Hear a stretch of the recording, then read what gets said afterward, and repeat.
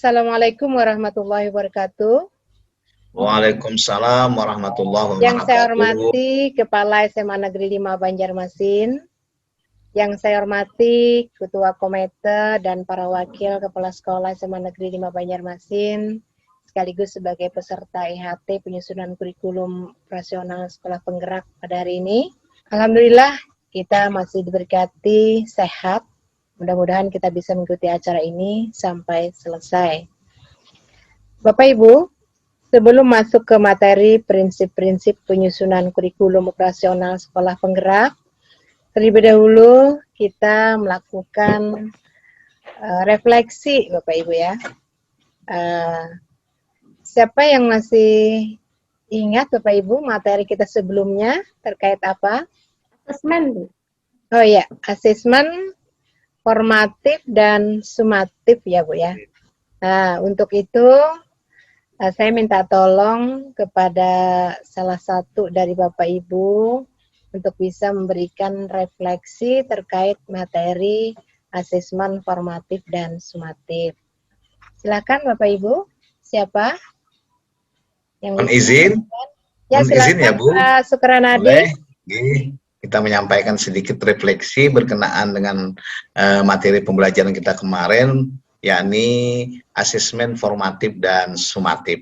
Ya, ini dilaksanakan setelah asesmen diagnostik yang dilakukan di awal semester dan di awal pembelajaran.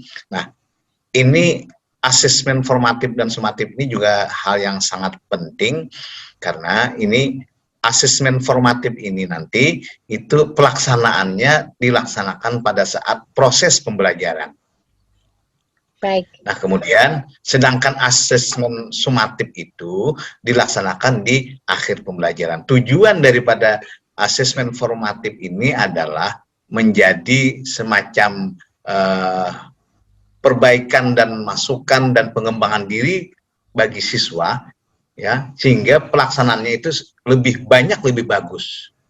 Nah, sedangkan untuk asesmen sumatif itu hubungannya nanti dengan nilai di akhir pembelajaran. Nah, oleh karena itu kita menghendaki dari pesan materi ini ke depan untuk kurikulum sekolah penggerak, justru asesmen formatif itu mestinya harus diperbanyak sehingga menyiapkan anak nantinya di asesmen sumatif untuk di akhir pembelajaran. Begitu yang bisa kita sampaikan berkenaan Terima dengan kasih Pak Sukranadi, bagus sekali refleksinya. Memang diharapkan ya Pak ya, asesmen formatif itu memang lebih sering dilakukan karena dia terkait dengan proses pembelajaran ya Pak ya.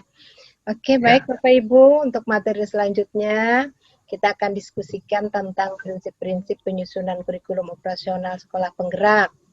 Izin saya share screen dulu.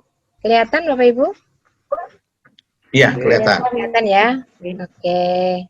Bapak dan Ibu, saya yakin masalah kurikulum ya, istilah kurikulum itu pasti bukan hal yang baru lagi di telinga atau mata Bapak dan Ibu ya, karena semenjak Bapak Ibu menjadi guru itu sudah berkaitan atau berurusan dengan yang namanya kurikulum. Namun Bapak Ibu, yang akan kita bicarakan pada hari ini itu adalah sesuatu yang baru, yaitu kurikulum operasional sekolah penggerak. Nah, untuk itu Bapak Ibu, ya mungkin kita perlu lebih memahami agar nantinya bisa menyusun kurikulum operasional sekolah penggerak di sekolah ini, yaitu di SMA Negeri 5 Banjarmasin. Nah, di sini dan satu hal yang menjadi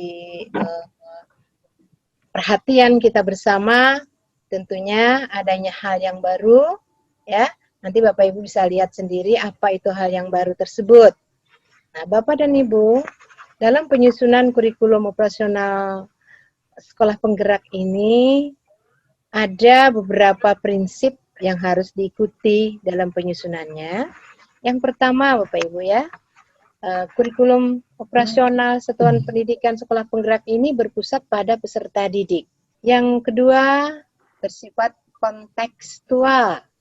Dan yang ketiga, esensial. Yang berikutnya adalah akuntabel. Dan yang terakhir, dalam penyusunan itu melibatkan berbagai pemangku kepentingan. Bapak dan Ibu, nantinya untuk lebih menggali lebih dalam lagi tentang masing-masing prinsip ini, Bapak Ibu bisa berdiskusi. Baik, untuk menghemat waktu, adakah di antara Bapak Ibu yang bisa memberikan saran atau memberikan penjelasan lebih jauh terkait dengan prinsip-prinsip pengembangan kurikulum operasional tadi? Silahkan Bapak Ibu. Izin Ibu, Silakan, boleh saya? Ibu Yi. Ya, terima kasih Ibu. Dari prinsip berpusat pada peserta didik, ini Bu ada hal baru yang ditekankan, yaitu profil pelajar Pancasila. Jadi profil pelajar Pancasila ini sangat esensi yang sangat penting pada prinsip pengembangan kurikulum operasional di satuan pendidikan. Terima kasih Ibu. Ya, betul sekali. Terima kasih Bu Puyi. Bagus sekali ulasannya ya. Dan memang semua tahapan daripada kurikulum atau semua aspek daripada kurikulum operasional satuan pendidikan ini nantinya harus mengacu kepada profil pelajar Pancasila. Berikut, ada lagi yang ingin berbagi atau ingin ada sumbang saran? Pak Heri mungkin atau Pak Nadi? Silakan. Ya, terima kasih. Baiklah, mungkin kita masih agak tertarik dengan berpusat pada peserta didik ini dalam hal pengembangan kurikulum operasional.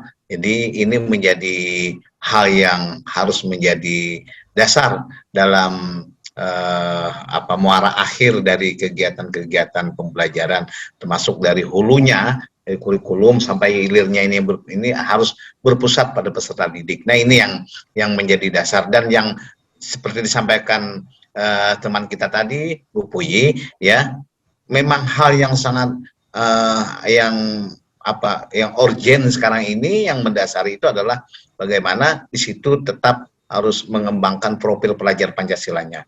Jadi berpusat pada peserta didik, ya, dengan mengembangkan profil pelajar Pancasila, ini hal yang sangat mutlak sekarang ini. Mungkin itu yang perlu sedikit kami tambahkan. Terima kasih Pak Nadi, bagus sekali ya. Memang Bapak Ibu, kurikulum kita yang terdahulu ya K13 itu ya sudah memasukkan karakter ya Pak Ibu ya. Nah, tetapi masih berupa karakter. Jadi belum lagi sesuai dengan tujuan daripada pendidikan nasional kita yang mengacu kepada filosofi Ki Hajar Dewantara. Bapak dan Ibu, mudah-mudahan dengan adanya pertemuan kita hari ini, SMA Negeri 5 Banjarmasin dapat menyusun kurikulum operasional satuan pendidikan sekolah penggeraknya sesuai dengan apa yang diharapkan dan sesuai dengan aturan yang sudah ditetapkan. Bapak Ibu, untuk materi hari ini kita cukupkan sampai di sini. Terima kasih banyak atas perhatiannya. Saya sudahi dengan wabillahi taufik wal hidayah. Wassalamualaikum warahmatullahi wabarakatuh.